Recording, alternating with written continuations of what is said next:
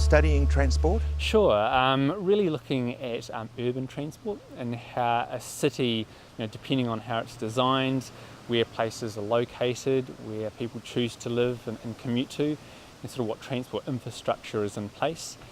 Really how that determines how much energy is used, how much fuel is used, and really, what we can do about that in terms of changing the infrastructure, giving people more options for transport, so making active transport a lot more user-friendly, bicycling, walking to places, and how that can really improve a city as well, not only in just how much you pay in a petrol bill, but also your well-being and health by being more active within a city.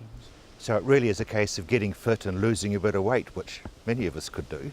Yeah, you can. I mean, it's amazing. Like I used to live in town and bike into the university sometimes, and although it used to take a bit of time, I didn't have to spend any time doing exercise, and I was probably the most fittest and healthiest and motivated at work I'd actually been as well. So yeah, huge benefits from more active transport. How do you change the psyche of people? That's a big question, I think. I think it's multifaceted. We have to do a number of things at once. We have to at least, first provide that infrastructure within a city.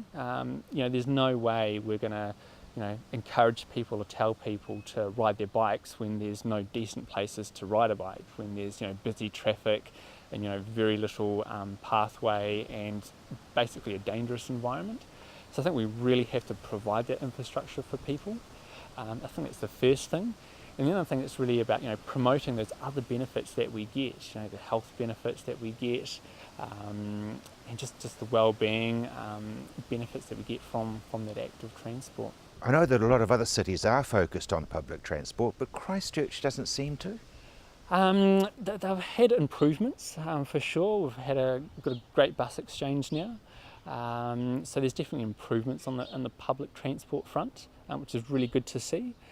I think one of the things we could be doing perhaps more is a lot more integration of those transport choices. So ensuring that every bus can take a number of bikes on those buses, and creating places or bicycle tracks that link in with the public transport routes as well.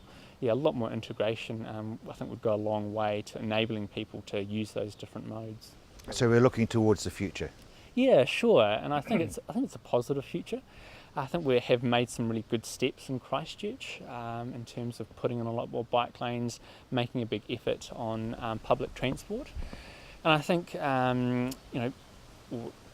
facts have shown that the amount of biking has started to increase, not only here but also in other cities as well.